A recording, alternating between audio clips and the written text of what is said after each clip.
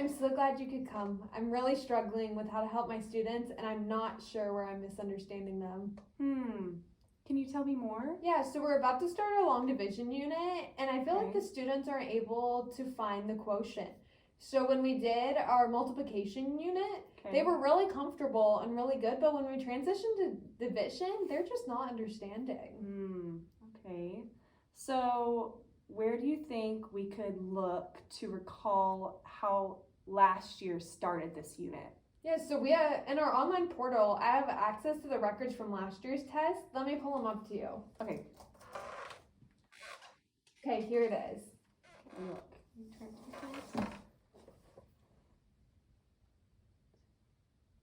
Okay. Okay. So looking at the data, what do you notice? I noticed a few things. So there are 12 questions, and out of the 12 questions, only 2 of them were answered correctly by everyone. I also noticed that question 5 was the most missed answer because 13% or less got it correct. Okay. Then question number 8 was the second most missed question at 35%. So they're just not understanding. Okay. What do both of those missed questions have in common? Take a look at them. Have in common. Oh, it looks like they're the same TEAC 4.4H. Okay. Okay, and so what exactly is that TEAC? Let's dive into that TEAC. Okay, let me look it up. Okay, 4.4H is to solve with fluency 1 and 2 step problems involving multiplication and division, including interpreting remainders. Okay. So what does that mean the students will be doing? So the students need to figure out what's happening and interpreting the problem and find the solution to it. Okay. And what will the students be solving? They'll be solving with fluency 1 and 2 step equations. Okay. Okay. So let me word it this way. In what context will the students be solving with fluency those 1 and 2 step problems? So what do you want them to know by the end of the lesson? What's like your goal? Yeah, so they seem to grasp multiplication pretty well, so I'd like them to be able to identify that there's an inverse relationship between multiplication and division. So use that prior knowledge that they already have. Okay, so knowing that you want them to use that problem, what are you expecting the students to be able to do? They're going to be able to describe that inverse relationship between multiplication and division. Okay. So I think this is a really great starting point. So in order for them to come to that conclusion, we need to talk about how that assessment piece will look. How will you assess them? Well, my plan is to use the district assessment to determine what they've learned. Okay. Okay. So you're gonna actively use the district assessment. Do you have access to this assessment? Yes, I do. Let me find it. Okay. Okay, here's this year's assessment. Okay. All right, so looking at this assessment, I want you to tell me, what do you notice about it? Well, let me look. I'm noticing a significant amount of word problems. Okay. And it seems like they're wanting students to identify division problems using strip diagram models. Okay. Okay, so tell me this. How could you prepare these students to take that assessment? Like, what's another way to identify the end goal before they test? Well, so I need to be able to introduce the strip diagram strategy so that they can identify them on the test. That's good, yeah. But I can also incorporate strip diagrams on an exit ticket. And so that'll help the students determine that inverse relationship between multiplication and division. That's excellent. I think knowing where you want them to end is always going to help you know exactly where to start. So now that you know they should focus on identifying that inverse relationship on the strip diagram, how could you use that knowledge to start your next lesson? So I think for the next lesson, we need to start by using strip diagrams to help solve multiplication problems. Okay, I think that would be good. So tell me more, like, what are you envisioning when you say that? What are you envisioning in your mind? Yeah, so I think that they're going to do an activity where they're going to solve a strip diagram problem, And so they're going to represent the problem using a strip diagram, and they're going to work as a whole group to solve the problem. Okay. And now just to kind of dive deeper into that, I love that. But what kind of problem would they be solving? Yeah, so I'm going to create a word problem, and then we're going to read the whole problem as a class.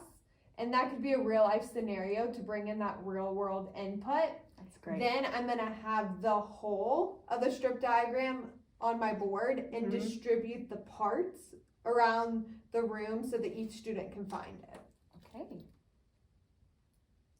Then the students are going to work together to find each piece and put them on the board. Then as a class, we're going to discuss how to combine each of the parts to make that total. After identifying the parts, we can talk about how that represents an equation. Okay, so you're kind of using it as a whole group. Okay, I think that would be a really effective way to launch that lesson, to have them be engaged.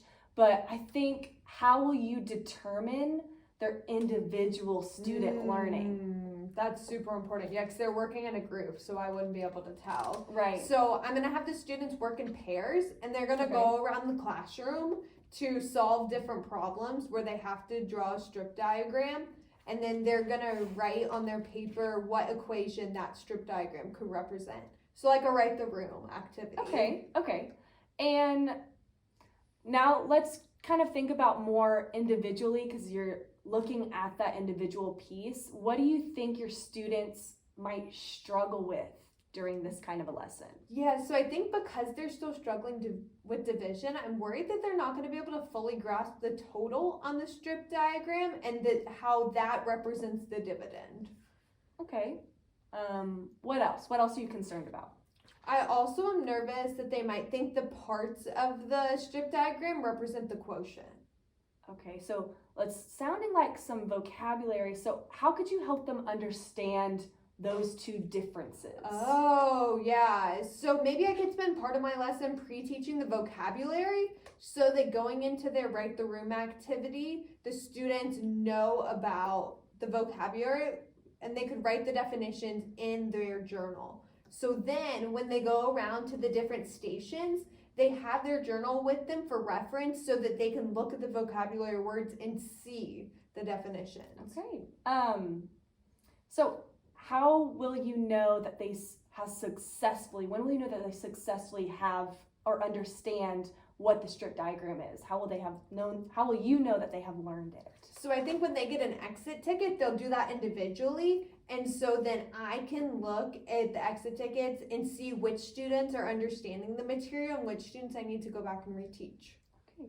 So kind of describe what that's going to look like to me, that exit ticket. What do you want that to look like? Yeah, so on my board, I'm going to have the exit ticket. They're going to solve it in their journal and work on it individually, and then they'll turn it into me, and I'll go back and look and see where the gaps might be. Okay, so I think you're off to a really good start. Good. I think whenever you're doing this lesson, have these 4 things are coming to my mind, these 4 things, and I wrote them down here as you were explaining that to me. So number 1, be mindful of what your students are going to learn by the end of the lesson. So always have that end goal in mind, okay? The second thing is I want you to think about how you will get them from that start to that finish. So those activities that will help build them to get there. The third thing I wrote down is I want you to ask yourself, how will you understand when they've identified or when they've mastered it, the concept? And then the last part was do your activities, make sure you're prepared when you give them those activities of comparing that to their assessment. So are your activities aligning with that assessment? Yeah, that makes a lot of sense. Thank you for your feedback, and thank you for meeting with me. Yeah, thank you for your time. I think you're off to an excellent start, and I really think you're going to rock division this year. Thank you. I hope the students understand.